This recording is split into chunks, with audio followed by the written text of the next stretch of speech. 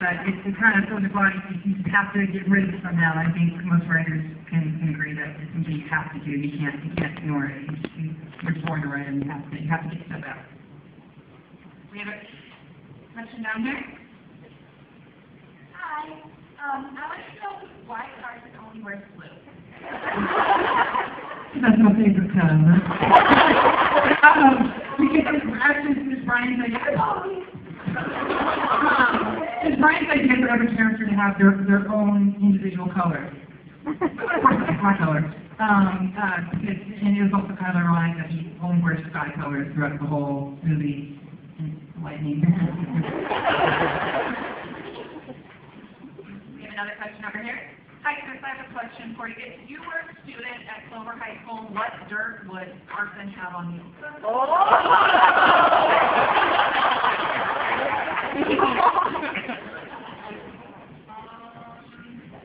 was perfect. Probably a journal called Struck by Lightning or Felix Red Everybody. Okay, before our next question, can everybody step forward so we can really see you? Take the light. Our wonderful cast.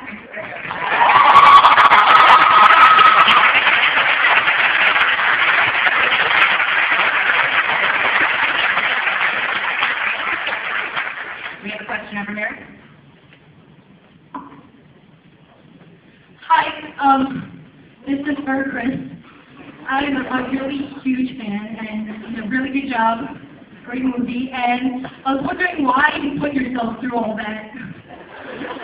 You deserve that. Oh, thank you. I'm a masochist, I guess. I don't know. It was definitely not the most glamorous situations, especially the scene where I'm covered in dirt and I'm dead. But I mean, I was really passionate about telling the story, so I just kind of submitted myself in and get commercial. Oh, follow-up question. Do you think you could sign this? What is it? It's a poster of you from Teamville. Oh, okay. We'll do that after. We have another question here. Hi, Chris, my name is Marcy, and I saw you last time at the New Yorker Fest, and I meant to ask this question then, and I get different answers every time I ask it. Obviously, when you're on set, you have your own point of view, things that you see things a certain way, and you have your own thoughts going on in your head while you're on set, particularly for this movie. What is it like going to television, though, and seeing it from the audience's perspective? How does that change your thoughts and views of what you're made? Like how does the different audiences?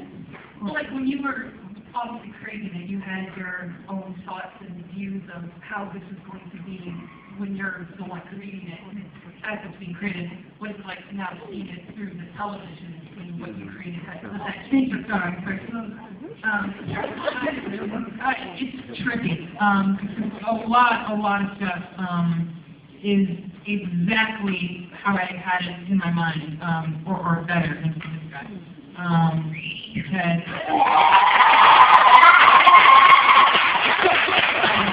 I mean, random things like down to the classroom. Linda, you did amazing in that classroom, and the costumes. Wendy, shout out.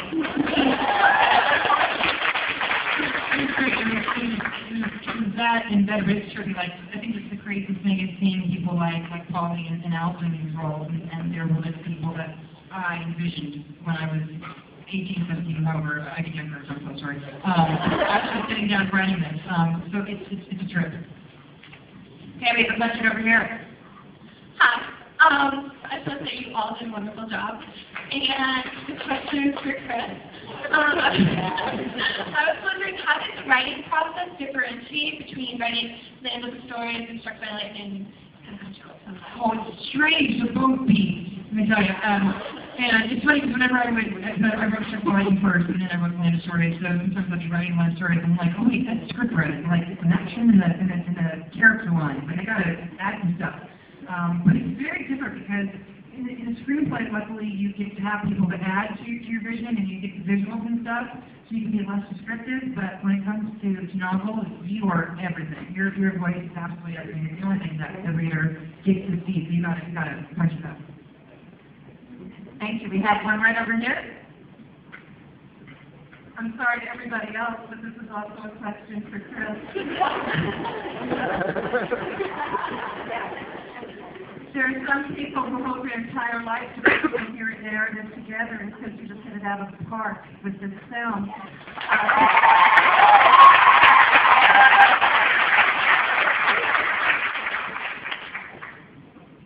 So you said in interviews that you have another screenwriting project underway right now, another film. And I'm just wondering, do you see, looking at your future, do you see yourself happily, creatively spending a good portion of your life doing screenplays? Yes. I think one of my true passions is writing something and then portraying it. Like I loved it so much doing this because there's really no other way to fully know a character unless you 100% create it. Like other characters I've done, the other characters that I've done.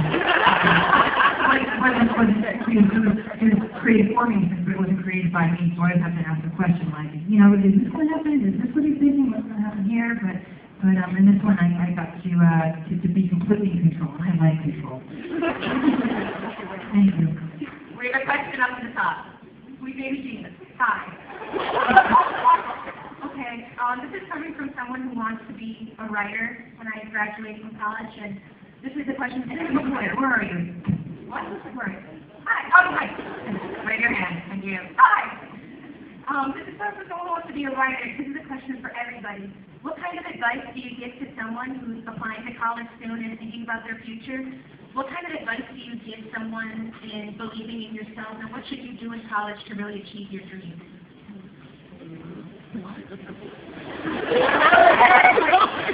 It's really hard.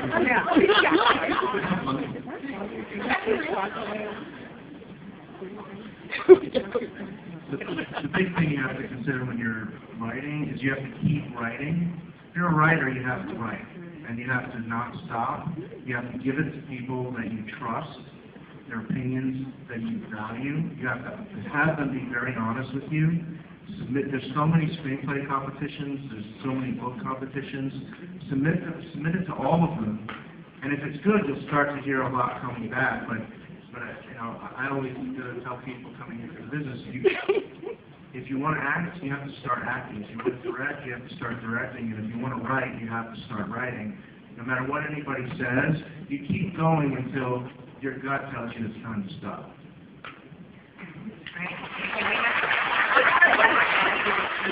Right in the middle there? Hi, this is a question for Roberto, who's one of the youngest producers.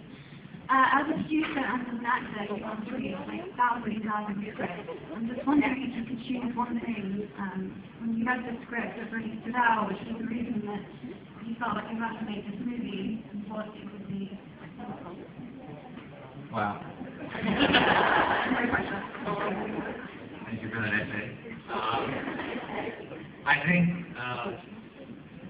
I guess Chris is the answer to that. Like, you read a script, and at the end of the day, what you really get from it is what the writer was hoping to achieve. And I think what Chris was hoping to achieve here, and I'm not going to speak for you, I am going to speak for you, is that it's all about the journey. I mean, you see Carson, and you see his amazing journey, and his goal, his dream is to get into college, and he gets into it, but he never goes.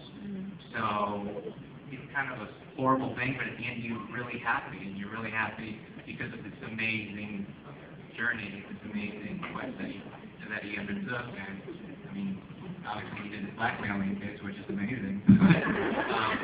Yeah, I think you really respond to the writer and their passion, and obviously Chris' talent and intelligence and education. Keep going. But yeah, that's probably the answer to your question. You look so familiar.